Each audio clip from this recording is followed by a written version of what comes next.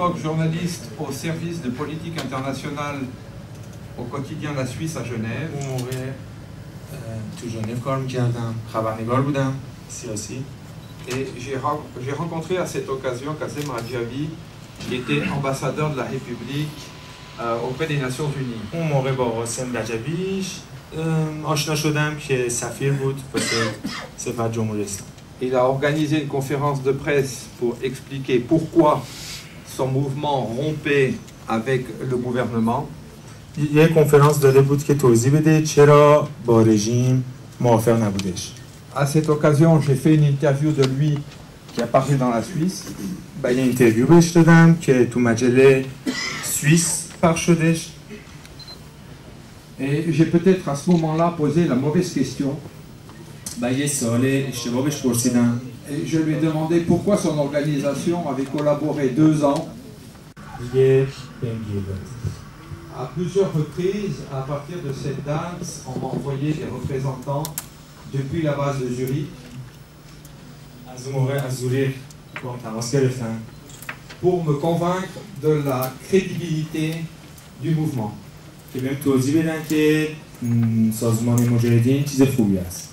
Il se trouve que je suis spécialiste des rapports des blocs Est-Ouest à travers les mouvements de libération nationale. Donc, je suis spécialiste notamment des relations des blocs quelque peu nerveux. Une question bien précise que j'aimerais développer. J'espère que tôt ou tard, le plus tôt possible, on arrivera à vider le camp d'Ashraf. Et là, je suis curieux de savoir si Radjavi se cache actuellement en Irak. Car pour moi, c'est une des questions principales aujourd'hui. Où est Massoud Radjavi? De comprendre quel va être le futur de l'organisation.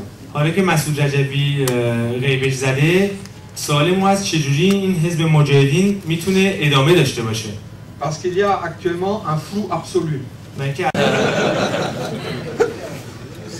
C'est un brouillard que les leaders du MKO aiment beaucoup. Parce qu'elles jettent un voile sur ce qu'ils sont, sur ce qu'ils font.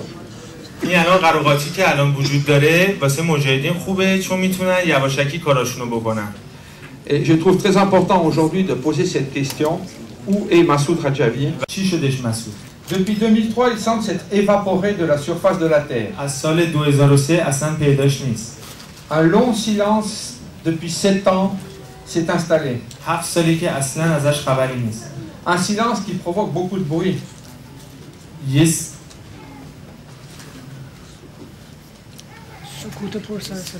Un silence qui provoque beaucoup de bruit. Parce que c'est un silence qui interpelle.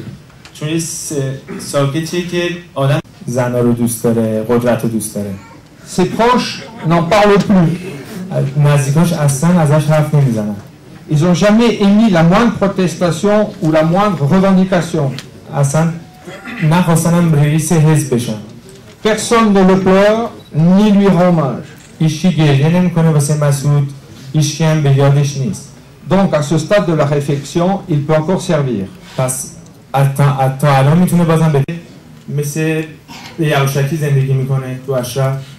Ça doit le changer. Condamné sans cesse à vivre dans la peur d'être capturé. Ashraf est pire qu'une prison parce qu'au moins à Guantanamo, on sait qui est là, on connaît l'identité des gens et on tâche de les défendre. Est-ce qu'il est en captivité chez des tiers? Chez des tiers. Dans d'autres pays. En résidence surveillée quelque part au Proche-Orient.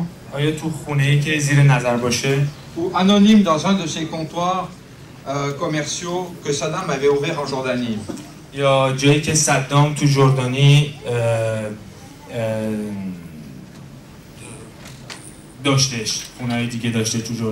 Mais dans tous les cas, quoi qu'il se passe, le but qu'il poursuit est déjà atteint, puisque ce matin encore on parle de lui.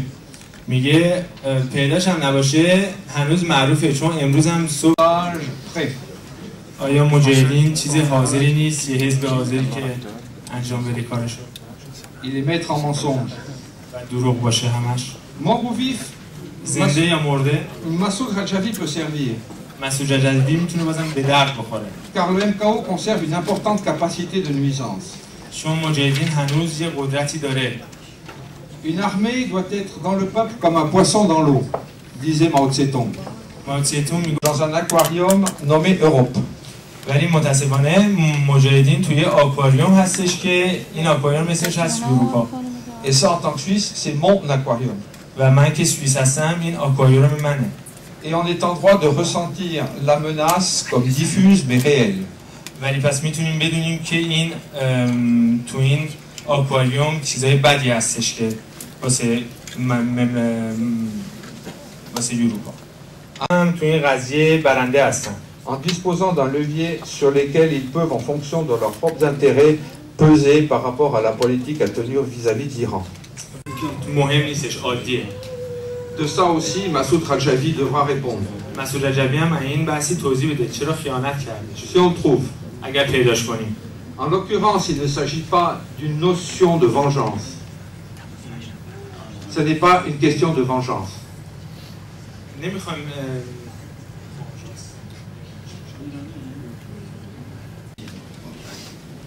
از استثمار جسمی مردان و زنان در پادگان اشرف خیلی صحبت کرده بودیم و شما خیلی خوندین و خیلی شنیدین.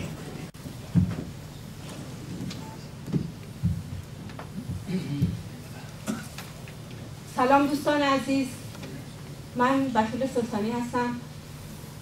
قبل از اینکه صحبتامو شروع کنم از همه شما به خاطر حضورتون توی این گرد همایی و توی این کنفرانس تشکر می‌رسیده و بی تفاوت باشم، اما متاسفم که یا خوشبختم که نمیدونم چون احساس متناقضیه که نمیتونم دنبال خوشین برم و نسبت به مسائلی که توی این قرارگاه توی این قلعه مدت 20 سال در حکومت صدام و جایی که تمام ارتباط با بیرون بسته بوده اتفاق افتاده نمیتونم در برابرش بی تفاوت باشم.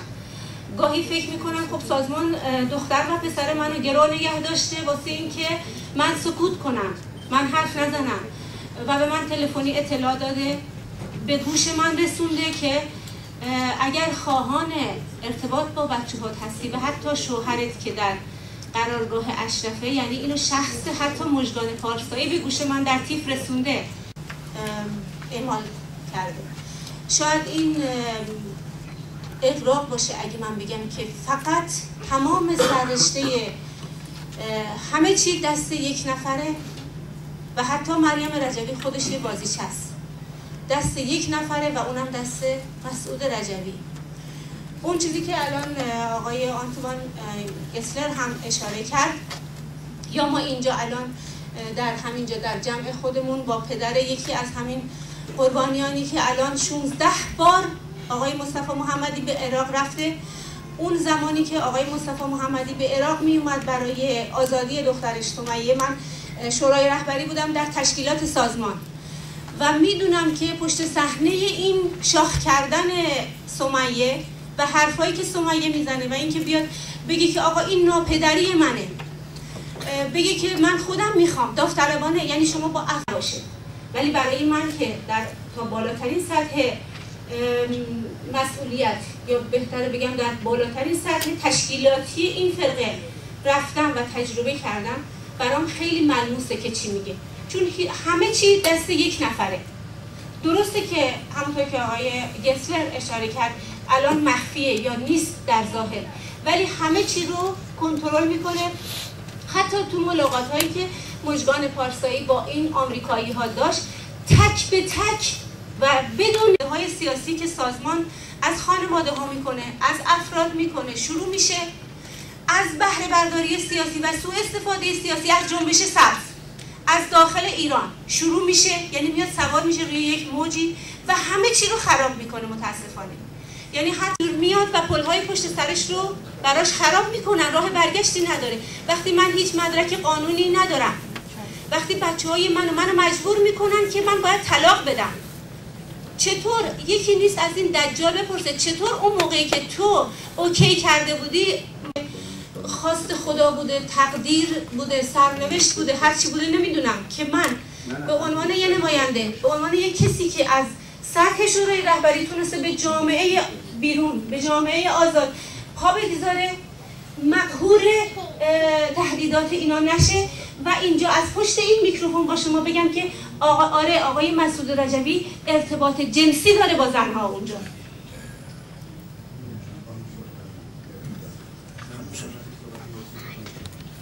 چون داره ترجمه میشه. شما سرکار خانم سلطانی هستید، چون با بیانیه‌های شما و با گفتن مقاله هایی که کسبی روی کتابی برای ما فرستادید، هر روز اونها رو میخونیم پشت بلندها و باور کنید با خوندن همین بیانیه‌ها ستون اشرف رو به لرزه درآوردیم. خواهش میکنم، من بنده ناچیزی هستم و خواست خدا بوده که من بتونم در این نقطه باشم و بتونم پام به جامعه آزاد برسه و بتونم صدای اون قربانیان، صدای اون عزیزان شما را به گوش مجامع بین المللی برسونم و از هیچی هم ترسی ندارم. ممنون از بزرگیتون. تا این حد ما رو همراهی کردید، تا این حد ما رو رهبری کردید. من به شخص از شما تشکر قدردانی دارم و از طرف کل خانواده که اینجا دارن تک تکشون از شما تشکر میکنم و اون همی که شما رو ندیدیم خانم سلطانی، از این شوراتون ارادت خاصی به غیرت شما داریم. خواهش میکنم، اینجا در برابر من افرادی هستند، انسانهای شریف و آزاده‌ای که میبینم در چهرهاشون مصمم هستند که کمک کنن شما رو. اینجا مادر رضوان هست. الو؟ بله میشنم.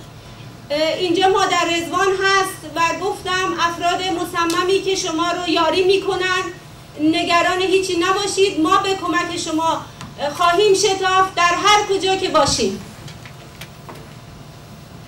ممنون از بزرگیتون، ممنون و تشکر. من خواستم این چند جمله خدمت شما و خدمت عزیزانی که اونجا هستن. انا ریلا عبداللهی هستم، مادر امیرحسن حسن‌زاده جوزوان هست در اینجا اسیره. به نمایندگی از تمام بچه‌ها که اینجا هستن، ما از بهمن ماه سال 1388 به دیدار فرزندانمون به تهنوزه قرار بود و اشرف باشیم. الان حدوداً 5 ماه که اینجا منتظر دیدار عزیزان هستیم. با توجه به گذشت شما ما طی جنایت‌های این عمل کرکی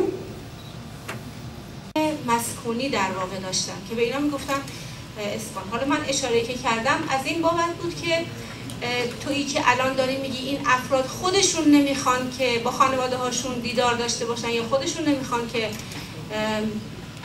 ملاقات کنن با پدر و مادرشون.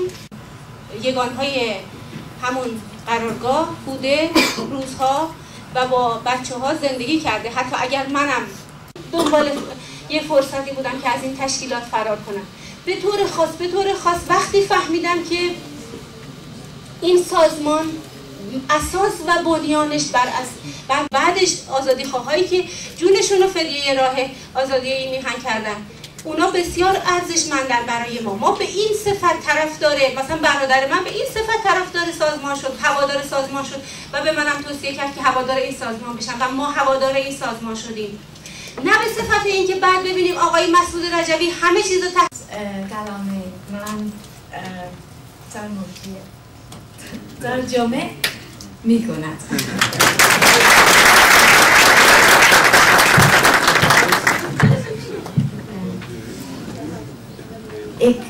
Zoals Massoud waarschijnlijk heeft gezegd, doe ik nu ongeveer 8 jaar de teksten voor in het Nederlands op papier zetten. Ook bijvoorbeeld de interviews van de mensen die uit Ashraf zijn teruggekomen en berichtgeving naar buiten toe. Massoud vertaalt het en Ik zet het in het Nederlands op papier. مدت 8 سال است که ایشون در رابطه با ترجمه متون‌ها و مطالبی که بچه‌های جدا شده منعکس میکنن به هلندی ترجمه میکنن و اطلاع رسانی میکنن. در اصل انعکاس فریادها و درد و التیامی هستش که خانواده ها به اصطلاح توسط روزنامه ها و مطالب می‌نویسن و این ترجمه میشه از طرف ایشون. Ik wil eigenlijk een paar dingen zeggen. Het is overduidelijk dat Mujahideen alle symptomen van een secte heeft. Die staan heel goed beschreven in het boek Secte van meneer Jabani. Daar wil ik graag nog over zeggen dat ex-secteleden die zo lang in een secte zijn geweest, daarna grote problemen hebben. Slapeloosheid, verwarring. Sorry, ja, het is eigenlijk... De leden die lang in een secte zijn geweest en na zoveel jaar terugkomen uit een secte. فرقه جدا میشن دچار یک سری بیماری‌های روحی روانی میشن.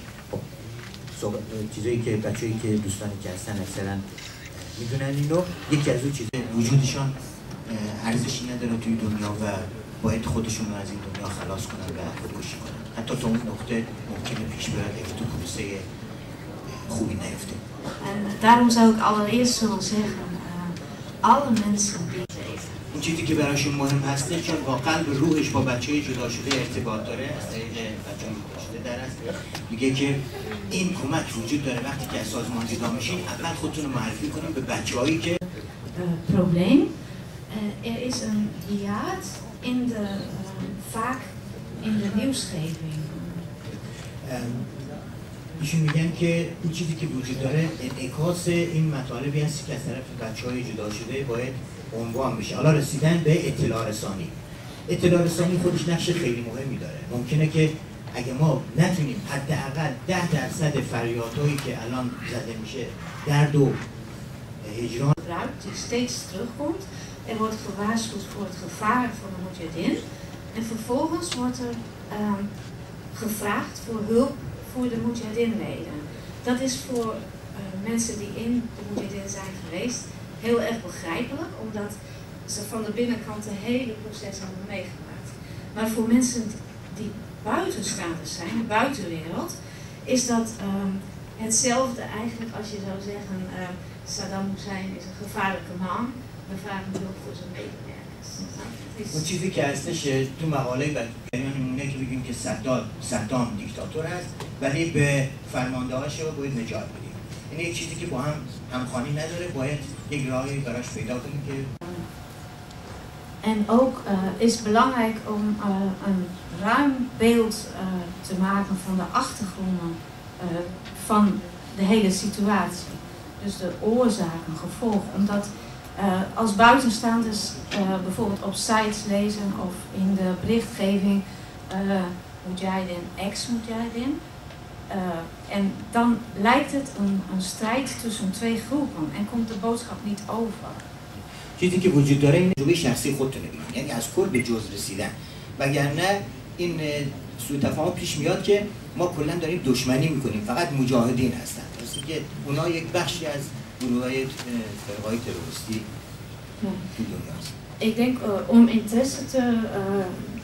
grotere interesse voor deze zaak te maken, moet je heel duidelijk maken dat het een heel gevaarlijke secte is.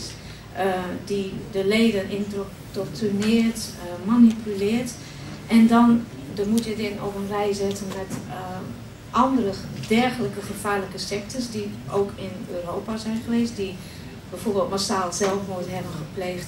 Dan je eigen ervaringen als lid van deze secte benoemen, dan komt interesse en meer openheid bij de mensen om zich bereid te stellen voor hulp aan de leden.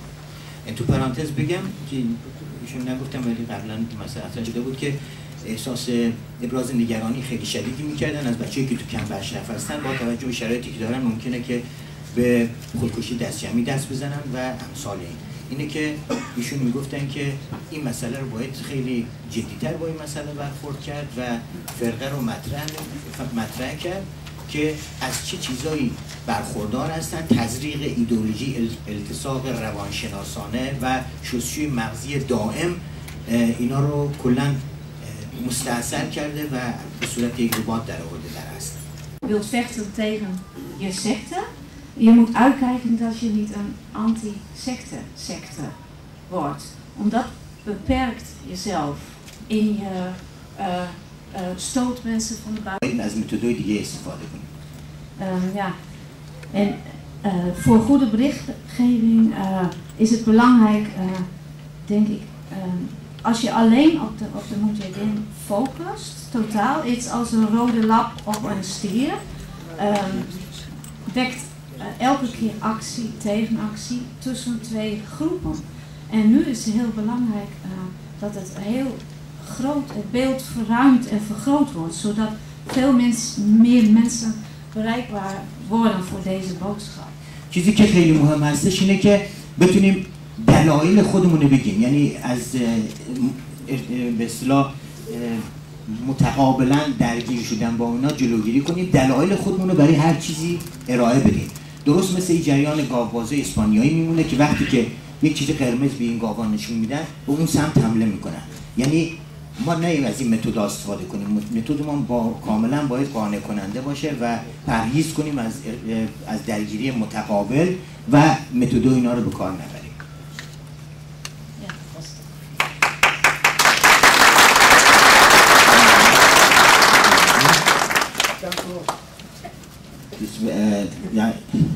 من سوالات بیشتری داشتم ازشون که حالا نمیدونم چقدر فرصت داریم. بله. گر کاروان گذشت چه بر ساربان گذشت. خوش آمدی برادر. انعکاس تمام فریادها و درد و به اصطلاح قصه هایی هستی که با خودت آوردی. بخوام که این رابطه خلاصه تجارب خودتون رو در اختیار ما بذارید. خیلی خوش اومدید. من یه لحظه بس گوشی رو بدم به خانم، من گوشی میدم مستقیم به مادر رضوان چون ممکنه اشتباه قطع و وصل بشه. گوشی خدمت. خب تماس ما یه لحظه قطع شد. صحبت میکنن خانم. اول خدا با شما هست، بعدش ما هم هستیم زنده‌ایم. گفتم تا اونجا که جون در بدن باشه پشت شما هستیم.